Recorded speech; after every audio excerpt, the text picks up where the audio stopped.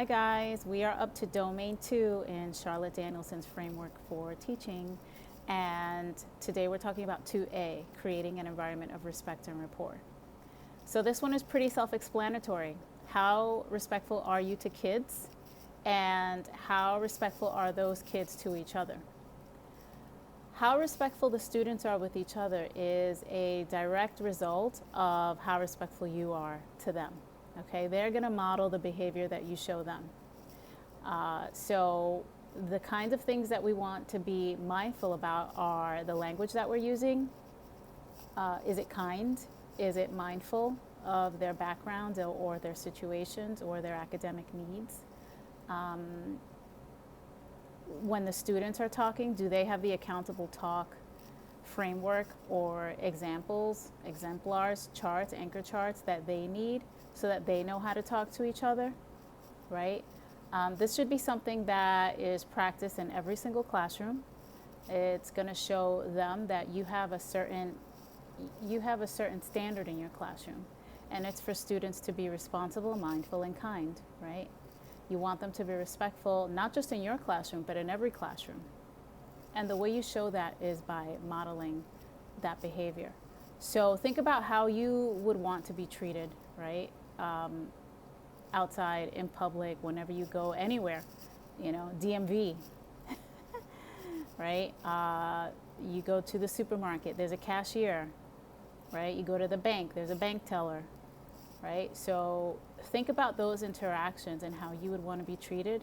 So the students are your customers, right? They are the ones that are there to get something from you that is of value to them. And so you want to treat them with that respect, and you want them to take away knowing how to be respectful in any environment that they're in. You also want to show them how to talk with each other, right? Because the same tone that you're using, like your teacher tone, is not going to be the tone that they speak to each other in, right? So you want to be mindful of making sure that they know that when it's time to be respectful with academic language, that's the language that they're using within the classroom and with the lessons. It's not necessarily something that they're going to use, maybe outside on the playground or when they're talking to their parents or their grandma or their friends. But there's a certain expectation when you get into the classroom, right? The rapport is different and the respect is different, right? It's there. So some examples could be as simple as making sure you're handing kids things in a kind manner, making sure you're saying please and thank you, right? It's simple manners that go a long way. When students are checking each other's work, you want to make sure that they're doing things that align with a checklist and that they're not just giving feedback that is not constructive to their peers. So you don't want them to say things like, oh, you write so sloppy, you need to rewrite that, or something like that, right? It has to be constructive, right? So make sure that they have the right checklist so that they know that when they are helping each other to assess each other's work, doing peer assessment and things like that, that they know the language that they're using and they know to be respectful, right? So you can give them some of those bad examples, right? You can have a chart up that says, this is how we peer assess, this is the language we use, and then a big X at the top of the phrases that you do not want them to use, right? You wrote so sloppy, you don't know how to spell, things like that. That's not the kind of thing you want them to say, right? You want them to stick to a checklist, right? And I'm pretty sure a checklist is not going to have the kind of phrases that make students feel bad, right? So that's how you want to frame it when you're talking about respect and rapport. This is a conversation that really happens at the beginning of the year in September. You want to set the record straight on how we're going to be respectful in this classroom and what's the rapport that you expect for students to have in this classroom, right? I respect you, you respect me, you respect each other. End of story, right? There's a free chart for you right there, right? I respect you, you respect me, we respect each other. End of story, right? There's no room for anything else, right? So you want to make sure that you make that clear right at the beginning. If you are not making respect and rapport clear at the first week of school, if you get to December and your class is out of control, saying nasty things to each other. Now you're annoyed, you're making sarcastic comments, things like that. Mm-mm. Okay, that's going to be a developing. You're not going to master that standard. And it's so easy to do. It's basically, how do you want to be treated? Do you want to be treated like garbage when you're out there, in public, going anywhere? No, you don't, right? And neither do kids. So you want to be mindful of how kids feel when you're speaking to them and when you're handing them materials and things like that. Sarcasm may go right over their head. Sarcasm may hurt their feelings, right? You don't want to say something that you don't think is a big deal, and then they go home and they're crying to their parents about some flippant comment that you made that you thought was funny. Just don't do it. It's better if you just don't do it. Just be mindful and respectful all the time. If you're a person that struggles with this, maybe you go home and your family members, they curse a lot or something like that. I have family members like that. They curse all the time. But once you're in a specific setting, you need to change your tone, right? So I'm not saying I curse all the time, but I'm just saying, right? You might have family members where sometimes, if you're with them, your language may slip, right? And that's fine. You can be sarcastic and whatever, and that, there's a time and place for everything. The classroom is a time and place for respect and rapport. End of story, point blank. Don't do anything else. Don't do anything else, right? Think about how you want to be treated. Model that. If you need a reminder, I would put a chart up for reminder, so this could go into your classroom rules, right? You can make them together. Pinterest and things like that have a lot of examples for classroom rules. Have some ideas, how should we treat each other? You're going to ask the kids. We treat each other with respect. You can find a list of things online, but classroom rules should be, it should include when we're speaking, right? So we're not talking over each other. Kids are not talking over each other, and you're not talking over them. You're not interrupting them. If they give you the wrong answer, you're not saying, no, that's wrong, try again. You don't want to do stuff like that, right? Because guess what? They're never going to raise their hand again. They're not.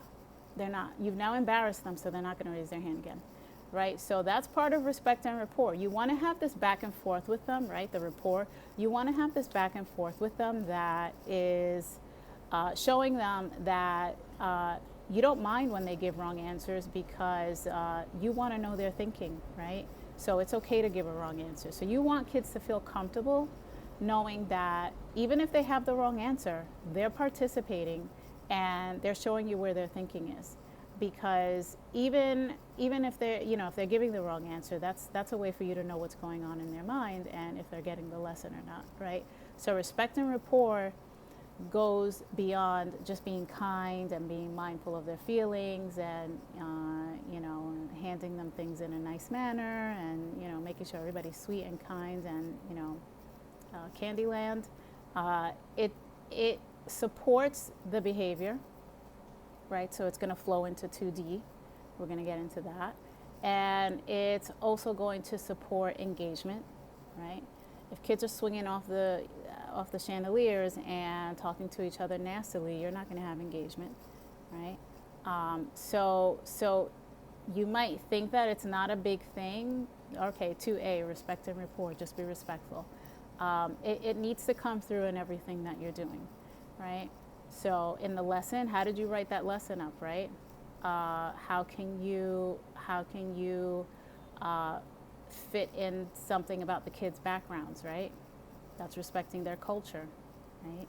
So being mindful throughout the lesson and throughout your mannerisms and with your speech and your language, and also making sure that the kids have that as a model or as a chart or both in the classroom. So in case they forget, right, they can take a look at it. You can also make the kids be responsible for their own their own behavior, even though behavior is too deep, but for their own mindfulness, right? For their own demeanor, right, in the classroom. So you can say to them, if you see a friend, if you see a peer doing XYZ or speaking in a nasty tone or not giving constructive criticism, you can stop them and say, you know, you're not really doing the right thing. So if you need a reminder, you can look at the chart. Right? Easy, simple. Still being nice, you're being mindful, but you're letting them know, right? So you can let the kids know. You know, I might be conferencing, and you might encounter something that is not being mindful, that is not being respectful, and that doesn't align with the report in our classroom. So I want you guys to be ambassadors of modeling respectful behavior, right? And there's a chart right there. If you see someone not doing it, you can point them to the chart. Okay, that's being kind and not letting them get in trouble, right? You can let them know you're actually helping someone out. You're helping someone out by telling them, listen, you're not really doing the right thing. There's the chart if you need a reminder. Okay, so respect and rapport, pretty self-explanatory. Be mindful and respectful with the kids. Mind your language, not just cursing, but sarcasm, flippant remarks, things like that. Just don't do it. Just be kind.